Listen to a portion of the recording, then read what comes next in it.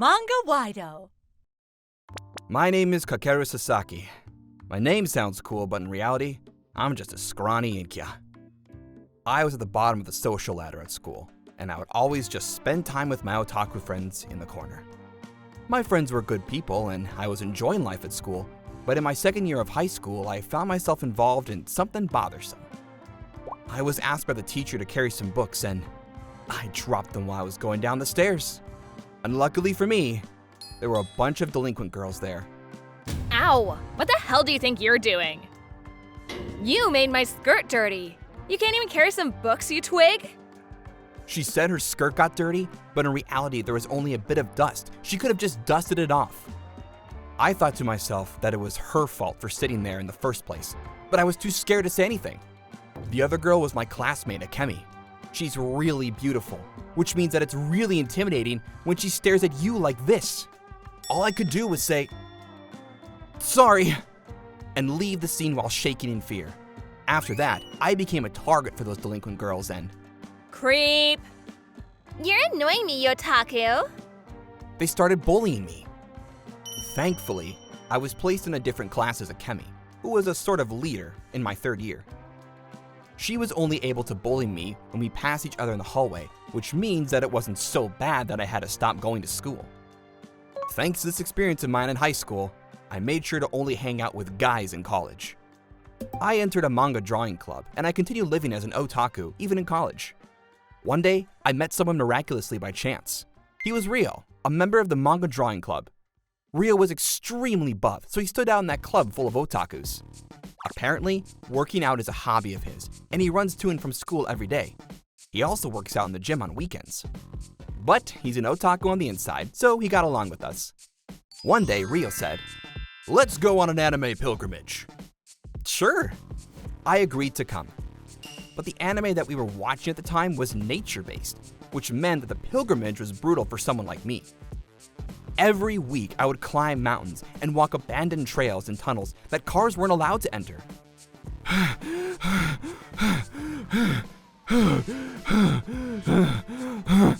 And before I knew it, my stamina increased. At first, I can't anymore.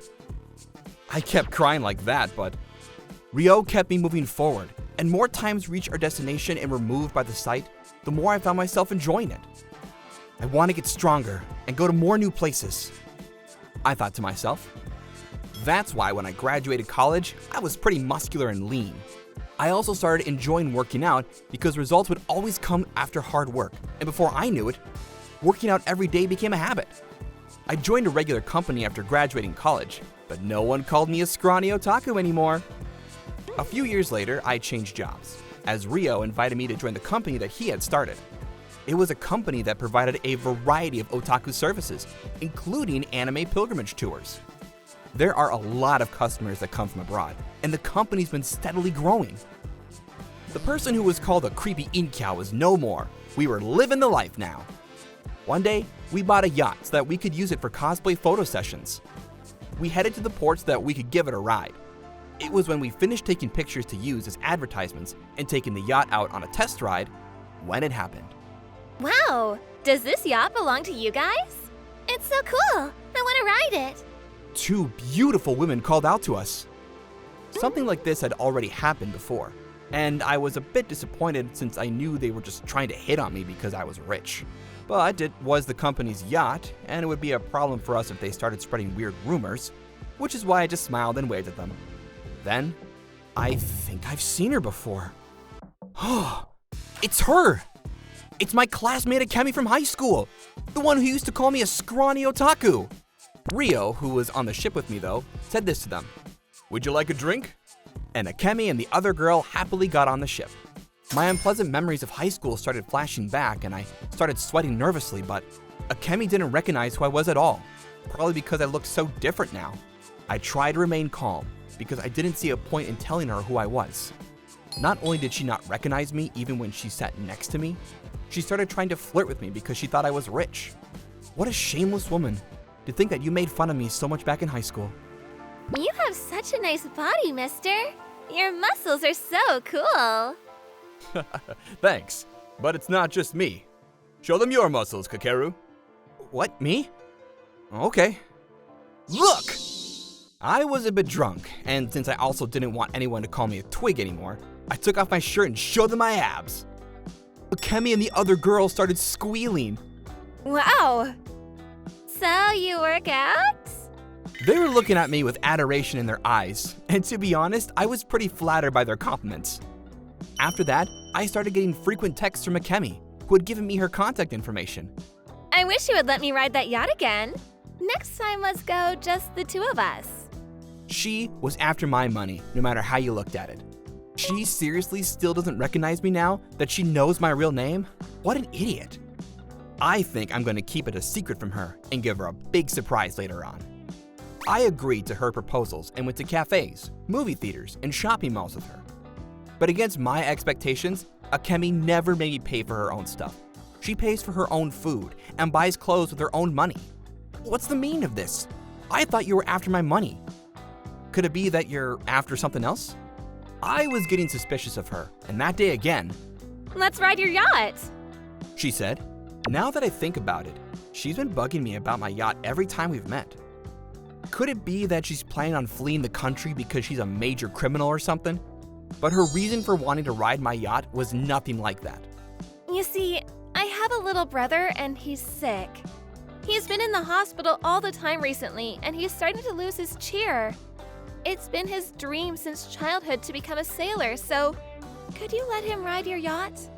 I was shocked, and without thinking said, "But you didn't have a little brother?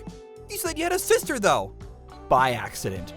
Wait, how do you know I have a sister? My dad got remarried and so now I've got a half-brother who is much younger than me. I haven't told anyone about my sister since becoming an adult as well. She fell silent and stared at my face. Wait, you're that Kakaru? It seems she finally noticed. Yes. So, you finally remembered. I'm your classmate Kakeru, who you kept calling a scrawny otaku. Sorry, I didn't recognize you at all. My half-brother was born with a weak body, and when I saw his feelings get hurt when the people around him bullied him for being scrawny, I realized that I did something terrible myself when I was a student. I deeply regret it now. I'm so sorry for what I did to you back then. You say that now, but You're right. I really did something terrible to you. But it's for my little brother. I barely have any money anymore since I spend almost all my salary supporting my parents at home and paying for my brother's medical bills. I can't hire a boat myself. So please, let my brother ride your yacht. I was shocked seeing Akemi lower her head to me like this. I was hesitant, of course. She used to bully me all the time back in high school, and now she suddenly just becomes a new person? It was hard to believe. But, fine. I'll let your brother ride my yacht. Oh, but the yacht is company property, and we use it on events and stuff. So I'm the one who's going to decide when he'll get to ride. Really? Are you being serious? Oh, thank you, Kakaru. Thank you truly. I realized then that I'd become attracted to Akemi during our weekly dates. She was now feminine, unlike in high school, yet was still strong-willed. I went red seeing Akemi smile at me like that. I'm not doing this for you, all right? I'm doing this for your brother. I sounded like one of those tsunderes. I can't believe I said that. 2 weeks later, Akemi and her brother rode our yacht. Her little brother, who was still a child, looked uneasy at first, but he was delighted at how the waves would splash against the yacht as it moved forward. And when he got there was a huge smile on his face. Thank you. My little brother regained his cheer thanks to that, and his face isn't looking as pale anymore. He's even being allowed to leave the hospital for a while. Akemi made posts on her social media accounts about what happened and how her little brother was so delighted. It went viral as one of those moving true stories. Thanks to that, our company's popularity has increased, with sales more than doubling.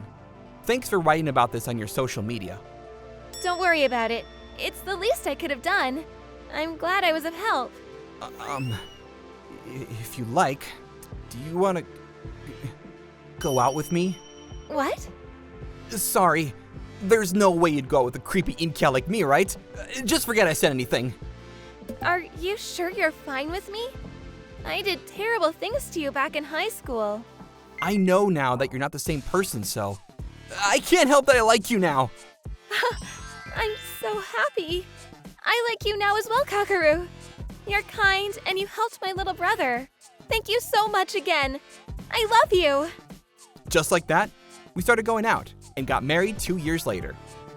We invited our high school friends to our wedding, and everyone was surprised, saying, "The combination would have been unthinkable at the time." And we're quite surprised, but we were glad that they came to celebrate our wedding. After that, Akemi's little brother underwent an operation and no longer had to stay in the hospital. Akemi is a wonderful wife who supports me with everything. I hope that the two of us can keep getting along as husband and wife.